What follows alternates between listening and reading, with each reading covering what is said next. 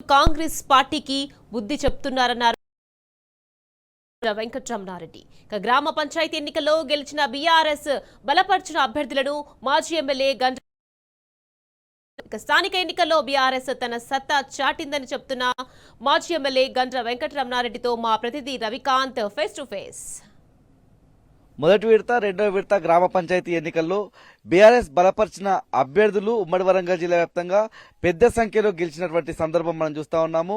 జయశంకర్ భూపాలపల్లి జిల్లాకు సంబంధించి భూపాలపల్లి నియోజకవర్గంలోనూ గులాబీ జెండా రెపరెపలాడినటువంటి సందర్భం మనకు కనిపిస్తా ఉంది. ఎన్ని ప్రలోభాలకు గురి చేసినా బీఆర్ఎస్ గెలిస్తే ఒరిగేదేమన్నటువంటి ప్రచారం చేసినా కూడా పల్లెపూరులో వాళ్ళ బీఆర్ఎస్ తన సత్తా చాటినటువంటి సందర్భాన్ని గంట వెంకటరమణారెడ్డి గారు అన్నారు, మాజీ ఎమ్మెల్యే గారు. సార్, ఇవాళ బీఆర్ఎస్ పార్టీకి ఓటేస్తే ఒరిగేది ఏముందనే విధంగా కూడా ప్రచారం చేశారు, ప్రలోభాలు పెట్టారు, కేసులు గొడవలు ఇవన్నీ జరిగినా కూడా ఎవరి వైపు నిలబడాలో బ్యాలెట్ బాక్స్లో ఎవరికి ప్రజలు తీర్పు చెప్పాలనుకున్నారో అదే విధంగా తీర్పు కనిపించింది. మీరు కూడా సన్మానాలు కూడా చేస్తా ఉన్నటువంటి పరిస్థితి ఎట్లా చూస్తున్నారు సార్? ఎన్నికలు, గ్రామ పంచాయతీ ఎన్నికలు 2 సంవత్సరాల కాంగ్రెస్ పరిపాలనకు సంబంధించి రెఫరెండంగా తీసుకోవచ్చా, ఏం చెప్తారు?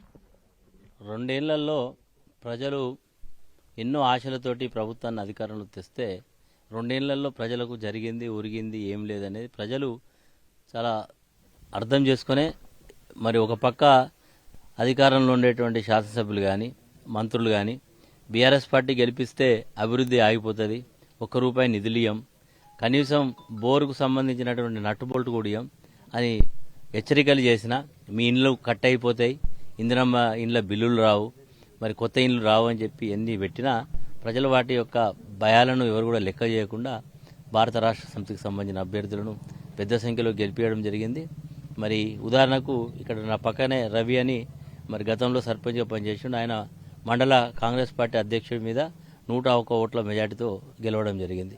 ఇట్లా చాలా గ్రామాలలో కూడా మరి మా అభ్యర్థులు గెలవడం, మరి ఒక పక్క నిజంగా చెప్పాలంటే కొన్ని దిక్కులైతే ఓట్స్ను మేనేజ్మెంట్ చేసి కూడా గెలిచిళ్ళు. ఉదాహరణకు రంగాపూర్ అనే విలేజ్లో మా అభ్యర్థి గెలిస్తే వాళ్ళ అభ్యర్థి గెలిచినట్టుగా ప్రకటించుకున్నారు. అదేవిధంగా నిన్న ఒక అభ్యర్థికి అనుమానం ఉన్నది, మళ్ళీ నాకు కొంచెం ఒకసారి చూపెట్టమంటే కూడా లేదు డిక్లేర్ చేసి పంపించేయడం జరిగింది అందుకుతాండ అనే గ్రామంలో. ఇట్లా చాలా దగ్గర కూడా వాళ్ళు అధికారాన్ని దుర్వినియోగం చేసిండ్రు. అక్కడ ఉండేటువంటి పోలింగ్ సిబ్బందిని కూడా మేనేజ్ చేసి మరి వాళ్ళు గెలిచినట్టుగా ప్రకటించుకున్నటువంటి సందర్భాలు కనబడుతున్నాయి.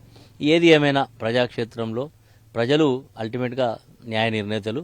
ఈ ప్రభుత్వానికి 2 ఏళ్లలోనే ఇంత వ్యతిరేకత రావడానికి కారణం ఏంటంటే ఏ ఒక్క హామీ కూడా అమలు కాలేదు, అవుతుందనే విశ్వాసం కూడా ప్రజలు లేదు. కాబట్టి మళ్ళీ కేసీఆర్ గారు రావాలి, కేసీఆర్ గారి పరిపాలనలోనే ప్రజా సంక్షేమం అభివృద్ధి కార్యక్రమాలు జరుగుతాయనే విశ్వాసంతో ప్రజలు ఉన్నారు. ప్రతి పల్లెలో కూడా అదే పద్ధతిలో ఓటేయడం జరిగింది. దాదాపు 50% సంబంధించినటువంటి అభ్యర్థులు గెలుపొందినటువంటి పరిస్థితి ఒకవైపు, మరోవైపు ఇట్లా ప్రలోభాలకు గురి చేయడం, చిన్న గ్రామాల్లో ప్రలోభాలకు గురి చేయడం, బెదిరింపులకు చేయడం వల్ల అక్కడ గెలిచినటువంటి పరిస్థితి. మేజర్ గ్రామ పంచాయతీలో మాత్రం బీఆర్ఎస్ ఖచ్చితమైనటువంటి మెజార్టీతో గెలిచినటువంటి సందర్భం చూస్తున్నాం సార్. ఇదంతా ఎట్లా చూడాలి? చిన్న ఊర్లలో ఏం చేసేయాలంటే ఇందిరమ్మ ఇళ్ళ లిస్టులు రాయడం, 50 ఇళ్ళు రాసినాం, మీరు కనుక అటు వస్తే ఓటేస్తే ఇల్లు రావని భయపెట్టేయడం, అవన్నీ కొంత ప్రభావం చూపెట్టింది.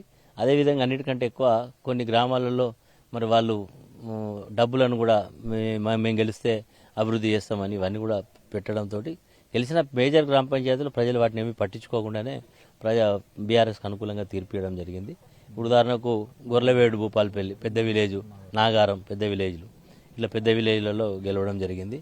ఇట్లా చాలా పెద్ద విలేజ్లలో కూడా ఉదాహరణకు చిట్టాల మండల హెడ్ క్వార్టర్, మరి నిన్న చిట్టాల మండల హెడ్ క్వార్టర్లో జూకర్లు పెద్ద విలేజ్లలో వాటిని వీటిని కూడా పట్టించుకోకుండా ప్రజలు తీర్పియడం జరిగింది.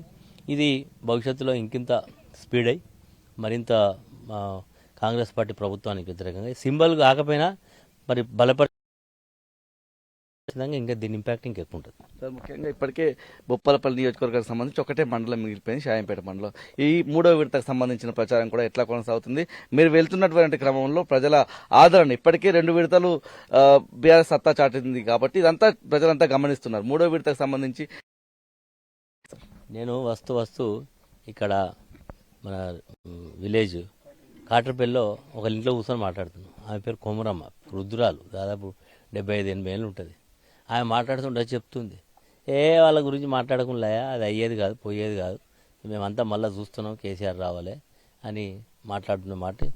అంటే ఏ స్థాయికి పోయిందంటే వృద్ధురాల నుంచి మొదలుకొని యువకుడి దాకా ఈ ప్రభుత్వం పనితీరు బాగలేదు, మళ్ళీ ఖచ్చితంగా కేసీఆర్ ప్రభుత్వం రావాలి, కేసీఆర్ నాయకత్వమే కావాలనేటువంటి ఉన్నది. ఈ రోజు పల్లెలలో కానీ ఇప్పుడు మూడో విడతలో కూడా అదే చాలా స్పష్టంగా కనబడుతుంది. ఓటు రూపంలో ఇవాళ బీఆర్ఎస్ కు ప్రజల అండ ఉందన్నటువంటి అంశం మనకు స్పష్టంగా కనిపిస్తా ఉంది.